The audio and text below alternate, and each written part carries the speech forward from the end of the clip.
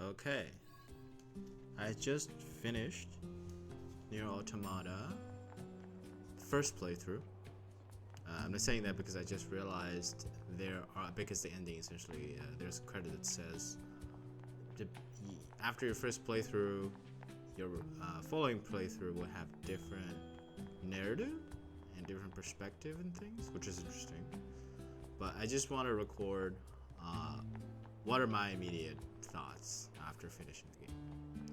So, first of all, I'm loading a previous save just because I don't want to spoil anything. So this is a very early save. First of all, I feel like the game is actually surprisingly short.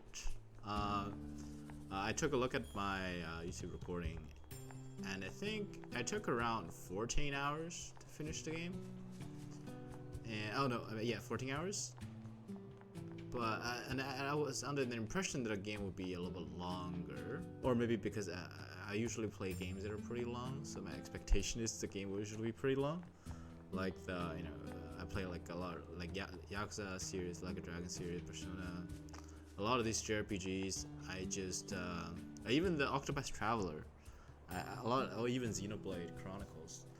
I usually when it comes to JRPGs, I have an expectation that they're pretty long, but this time is not long. In a way, that's actually kind of welcome because that does give me more time to play other games. But but in this case, it might be because they're incorporating multiple playthroughs to have different narrative experiences. So that's my first reaction. I feel like the game is a little bit shorter than I thought it would be. And the second reaction is, well, the story left me a little bit confused. It's kind of strange because the story itself is not a super complex story, but it still left me confused because during my playthrough, I think I've spotted clues that the developer left that essentially points to, the story is not what you think it is. This kind of vibe. I think the developer is trying to give a hint that what you're seeing is not what you think it is. And as someone who has played game a decent bunch, I've sort of read the clue and I was like, okay, I'm expecting a twist here. I'm expecting a turn, right? So that's what caught me surprised when I beat the final boss and the credit roll, because I was like, for sure this final boss is not the actual final boss, because you gave me so much clue that maybe the resistance leader is the boss, but it's not. You kill the final boss and it actually just ends. That left me a little bit confused because then the story just become a little bit more basic. It's just kind of a story about someone controlling the robots, and you are controlling the android to fight them, and you beat the guy who are controlling the robot, and the game ends.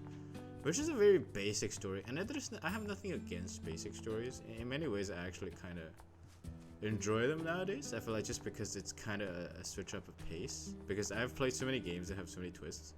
Like once again, if you look at Yakuza, if you look at Xenoblade, if you look at Persona, there's always some twist in there. And I feel like they kind of need it just because those games are so long. And if they don't have it, well, they can't write stories, I think, that long. So, in a way, it's nice that we have a really short and concise story here. But at the same time, it's shorter than expected. But I think that could be explained by what they're hinting at the end with the credits, after the credit scene, which is to say, they're saying, well, they only experienced part of the game, actually the other parts are locked behind another playthrough, and after another playthrough, like, your perspective would be different. So that's interesting. I've never really played games that essentially promote New Game Plus to this level, of basically like, well, the game will actually be substantially different, and the game is kind of designed sort of to let you to prompt you to play the game again, then you get the full picture. That's a strange decision. I'm not sure if I want to actually go play it, or do I just want to watch a second playthrough and just see what it's about. Well, because let's talk about the gameplay and the other aspect. Also, by the way, one clue that maybe I should have caught that the game has New Game Plus mandatory is in the world you have those boxes that you cannot open. I don't have it here. Oh, actually here. So this box I cannot open, and until the end of the game I thought it was like a main story progression thing where at some point you'll learn how to unlock them, but even after the entire game I can't unlock it. So maybe that's another clue that the second playthrough will give me the ability to unlock it. Maybe have some new interesting stuff. But enough of that. So how is the combat? I think the combat is very flashy, very cool. I mostly use the starting swords, the starting two swords, the virtuous, I think contract, and the virtuous something else. It's a great sword that's also called the virtuous, and it's very flashy. It's very cool. You can sort of have combos between the two weapons. I upgraded them both to level 3, and I remember this guy tells me he cannot upgrade it to level 4. Someone else could, but maybe I should have checked the forest guy, but I don't think he can do it either. But yeah, but the combat is interesting. I think it's flashy, it's cool. It's not super insane though. I don't know.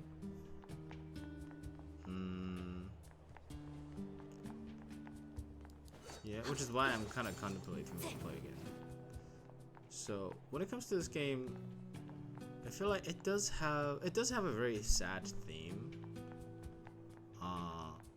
but that's kind of muddled by like how confusing it is. I don't know.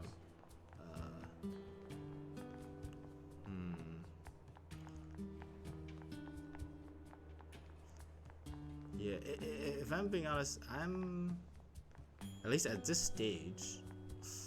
This game is falling a little bit below my expectations, because I thought the game would be really good, because I've played a lot of JRPGs and almost all of them has been fantastic. Like I played Yakuza 0, Yakuza 1, Yakuza 2, as well as new Yakuza's, the Like a Dragon 7, Like a Dragon 8. I played Xenoblade 1, 2, 3, I played Persona 5R, I played Octopath Traveler 1, 2. All of them are quite amazing. Whereas here, I think the strongest suit is the combat, the story, and the music.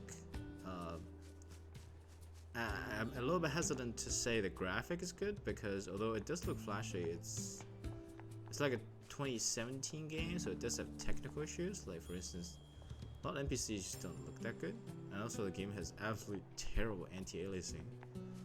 It has what's it called? I think it has MSAA and FXAA, none of which look very good. So just turn the AA off. Actually, looks the best. But overall, at least after first playthrough, it is not as legendary as I thought it would be, because this game does have very good ratings. But maybe it's just because I had set the expectations flat, and also it's just because I haven't played it in the second time as they've indicated that I need to, so I'm not getting the full experience.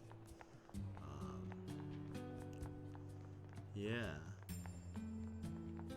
Let me see. Is there anything more I can talk about?